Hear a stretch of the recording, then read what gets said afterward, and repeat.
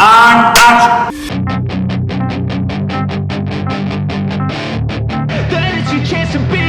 Hey kid, don't ever let them get inside your head. They'll tell you what to do in life instead of everything you know that you could get. Don't let them guide your life towards regret.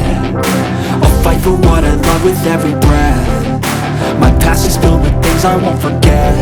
I use them all to push me to my best. So treat the worst of times just like a test.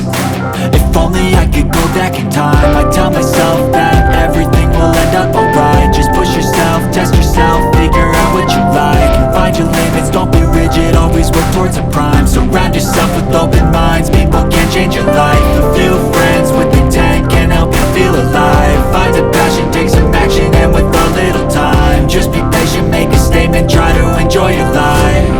They'll try to kick you while you're down. They wanna rise up while you drown. They wanna fill your head with doubt. They're silently scared that you'll figure it out. I'll make it look like I'm losing, won't bother hiding my bruises. And when they finally think you're wounded, then it's your chance to be ruthless.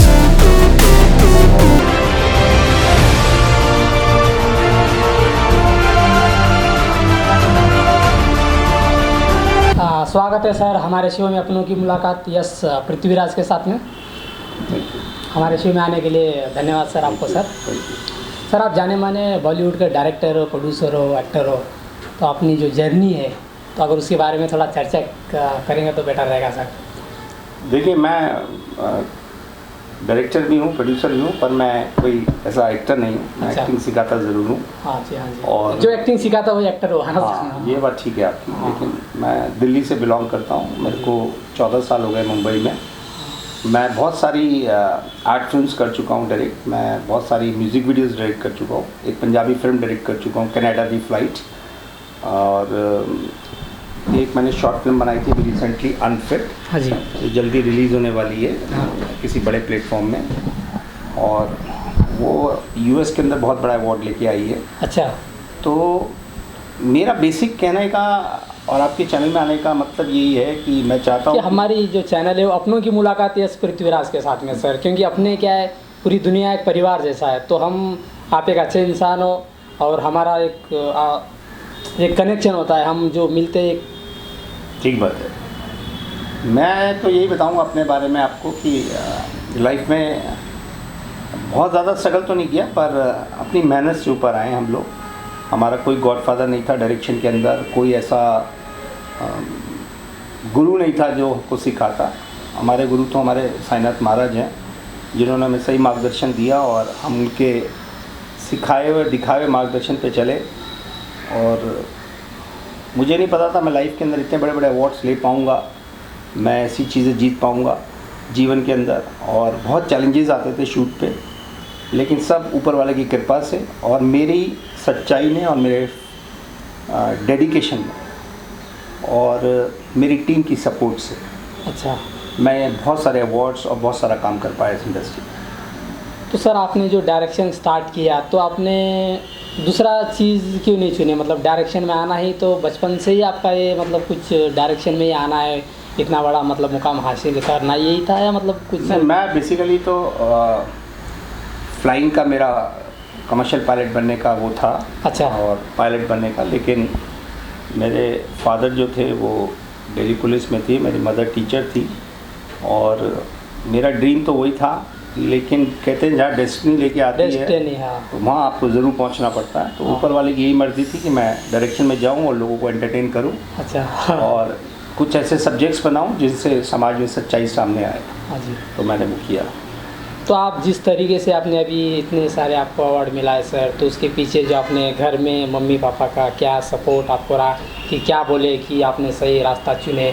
बहुत सारे लोगों का होता है कि आप पढ़ाई करके एक इंजीनियर बनो, डॉक्टर बनो, हर माँ बाप का ये सपना होता है, लेकिन इंडस्ट्री में बहुत कम लोग होते हैं कि उसमें मतलब जाने के लिए माँ बाप का ये होता है सर।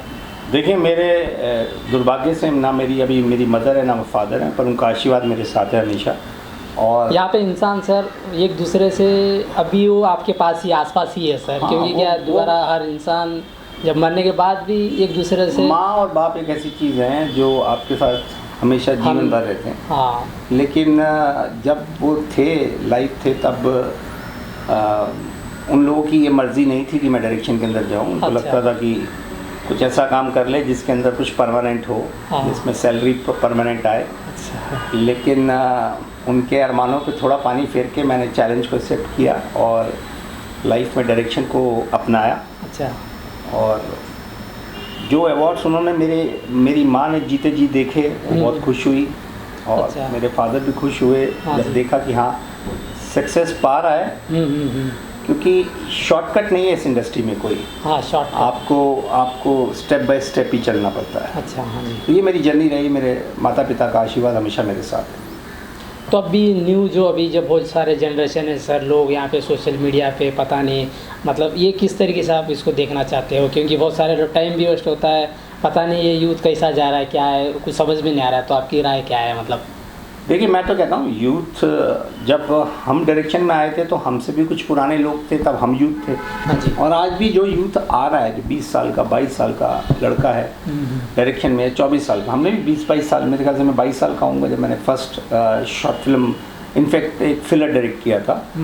तो जो यूथ आ रहा है उसके पास एडवांस टेक्नोलॉजी है आज के टाइम में। पुराने टाइम में बहुत मेहनत होती थी और आज के टाइम में आपके पास एक बहुत अच्छी चीज़ है मोबाइल, जिससे आप सारी चीज़ें बना सकते हो, कर सकते हो, सीख सकते हो। हाँ जी। हमारे टाइम में ये सब चीज़ें नहीं थी। तो कहते हैं प्रैक्टिकली सीखना तो ज़्यादा ज़रूरी होता है लाइफ के अंदर। और मैं यूथ को ऑल द वेरी बेस्ट बोलूँगा। क्योंकि आने वाला भविष्य इंडस्ट्री का हो या देश का हो, वो यूथ ही डिसाइड करता है। यूथ ही बराबर है सर। तो आपने ये डायरेक्शन के लिए आपने कई कोर्स किए हो, क्योंकि डायरेक्टर बनना भी कोई आसान काम नहीं है सर। डायरेक्टर मतलब अगर डायरेक्टर बनना होता तो इंडिया में हर घर में एक डायरेक्टर बनता। तो डायरेक्टर बनना भी कोई आसान चीज़ नहीं है। तो आपने इतने अवार्ड पाने के बाद भी मतलब ये बहुत बड़ी बात है सर। तो किस तरीके से आपने स्कूल किया, मतलब डायरेक्शन का कोर्स मैंने डायरेक्शन का कोई कोर्स नहीं किया पहली बात तो। अच्छा। मैं काफ़ी लोगों का गॉडफादर हो सकता हूँ जिनको मैंने इंडस्ट्री में एक्टिंग और डायरेक्शन सिखाई, पर मेरे को किसी ने कुछ नहीं सिखाया। अच्छा। मैं तो वही तो इंटेलिजेंट। हाँ, सेल्फ लर्नर हूँ। हाँ। मैंने सीखा धीरे धीरे और शुरू में कुछ पैसा अपना लगा के कुछ शॉर्ट फिल्म्स बनाई, कुछ बनाया और धीरे करता हुआ जब सक्सेस मिली, लोगों की सपोर्ट मिली और टीम अच्छी मिली और सब लोगों की ब्लेसिंग मिली, हाँ जी।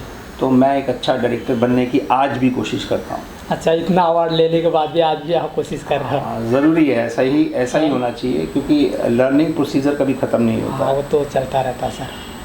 तो अभी अपकमिंग कोई अपना प्रोजेक्ट बनाने का अभी अपकमिंग हमारे काफ़ी प्रोजेक्ट हैं। मैं एक फिल्म डायरेक्ट करने जा रहा हूँ। अच्छा। वो मोस्ट प्रॉब्ली हम लोग लंदन में शूट करेंगे। हाँ जी, हाँ जी। और उसके अलावा वेब सीरीज़ है, वो हम गोवा में शूट कर रहे हैं। हाँ जी। और मैं वीडियोस ज़्यादा करता हूँ, क्योंकि वीडियोस का ट्रेंड ख़त्म हो गया था 2008 में, अभी दोबारा से शुरू हो गया। मैं म्यूज़िक वीडियोस बहुत डायरेक्ट करता हूँ, तो अभी म्यूज़िक वीडियोस भी बहुत कर रहा हूँ मैं, और टीवी कमर्शियल्स भी बहुत कर रहा हूँ। लेकिन अभी मेरा मेन फोकस जो है वो बॉलीवुड फिल्म है जो मैं डायरेक्ट कर रहा हूँ। जी। तो सर आपने जब स्कूल में अगर कोई बचपन का कोई किस्सा अगर सुनाना चाहेंगे तो मतलब वैसा कुछ याद है मेमोरी, तो बचपन में हम जाएंगे थोड़ा। देखिए बचपन तो हर इंसान का बड़ा इंटरेस्टिंग होता है, लेकिन जो कुछ बनना होता है, कुछ बन के दिखाना होता है, उनका थोड़ा मतलब कुछ अलग होता है सर।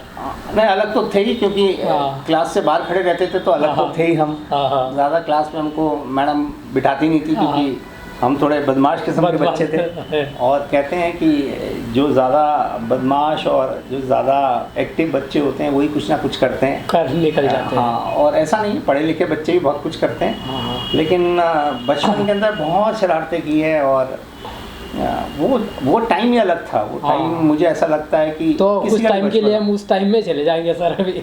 100% चले जाएंगे उस टाइम के अंदर। और मुझे आज भी याद है कि मैं 5 डे मैच होता था स्कूल का, तो मेरी एक मैम थी, गेरोला मैम, इंग्लिश पढ़ाती थी, वो इंग्लिश की टीचर थी। अच्छा। और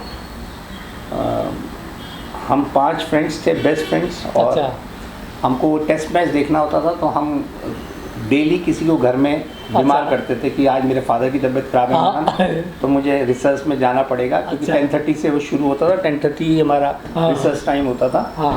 और ऐसे करके 4-5 दिन तो छुट्टी ली, और एक दिन वो जो मैम थी हमारी, वो मेरी मदर भी टीचर थी, मार्केट में मिल गए। उन्होंने बोला अब आपके हस्बैंड की तबीयत कैसी है? मेरी मदर ने कहा वो तो एकदम ठीक है। तो बोले नहीं, वो रुपेश रोज छुट्टी लेके जाता है कि मेरे पापा की तबीयत ठीक नहीं है, भैया को कहीं जाना होता है काम पे, तो मुझे ड्यूटी देनी होती है, इसलिए मैं उसको रोज छुट्टी देती हूँ। तो जब पकड़ा गया तो बहुत पिटाई हुई, और मैंने भी बदमाशी ये की कि मैंने सब दोस्तों के नाम भी बोल दिए। भैया इसकी में ये भी था, ये भी था, ये भी था। तो पुराने किस्से हैं, और उन किस्सों का एक अलग ही मजा है। याद करना भी, कभी कभी याद करके उसमें खो जाना भी एक मतलब एक अलग ही आनंद है, सा एक जी हो जाता है सर। करेक्ट। तो ये क्या है, जीवन में सिर्फ याद ही तो है, बाकी सब डिलीट हो जाता है। सही बात है। बचपन एक ऐसी चीज़ है जिसको आप कभी नहीं भूल सकते। हाँ। तो ऐसा कुछ आपका घर में मतलब मम्मी पापा का ऐसा कुछ आपका जो कुछ वाक्य है कि मतलब देखिए, पेरेंट्स शुरू के टाइम के अंदर, मेरे से भी बहुत पुराना टाइम, मैं तो खैर अभी भी फिर भी एक थोड़ी यंग जनरेशन में हूँ, लेकिन जब बहुत पुराना टाइम हुआ करता था तो लोग फिल्म इंडस्ट्री में लोगों को भेजना पसंद नहीं करते थे, उसको गलत माना करते थे कि भाई फिल्म इंडस्ट्री में जाके क्या करोगे। जैसे कई बार कोई बोलता था कि आप काम क्या करते हो, बोलता जी मैं एक्टर हूँ, कहते वो तो ठीक है पर काम क्या करते हो। तो लोग ऐसा पूछा करते थे। और मेरे पेरेंट्स भी, क्योंकि उनको भी ये चाहिए था कि ये फ्यूचर के अंदर, लाइफ के अंदर एक सेटल इंसान बने और कुछ जॉब करे जिससे कि उसको हर महीने एक तनख्वाह आए। और तो अभी आज तो आप अपनी कंपनी में कई सारे लोगों को मतलब रखकर उनको भी तनख्वाह देते हो, तो मतलब प्राउड फील भी होता है। 100% प्राउड फील होता है। और समय जो है वो अपने आप चेंज होता है, लेकिन मुझे इतना पता है कि आपकी सच्ची मेहनत, लगन और आपकी ऑनेस्टी और आपका हार्डवर्क ही पे करता है। आपके बातें, बोल वचन कुछ नहीं होता वो सब चीज़ों से। कोई भी चीज़ जिसमें आप झूठ या मक्कारी करके कोई पैसा, कोई फायदा नहीं सर, कोई फायदा नहीं, कुछ नहीं। वो उनसे सब दूर रहना है। तो आपके साथ भगवान भी खड़ा है, और मंजिल हो सकता है कभी कभी आपको देर में मिले, जिस मंजिल पे आप पहुंचना चाहते हैं, लेकिन वो मिलेगी। लेकिन सच्चा ईमानदारी से रहना चाहिए, बस झूठ वगैरह, क्योंकि आज की जो यूथ है सब पता नहीं सब बिल्कुल ठीक। और आप मेरे साथ में, आपके साथ में जो मैं बैठा हूँ तो आपने कुछ सोच के ही मेरे साथ में बैठे होंगे, नहीं तो ऐसा मतलब समझ रहे हो।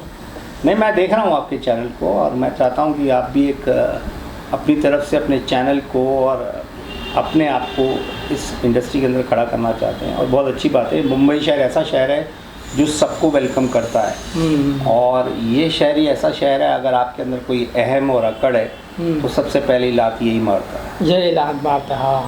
तो ये मुंबई शहर की खासियत है।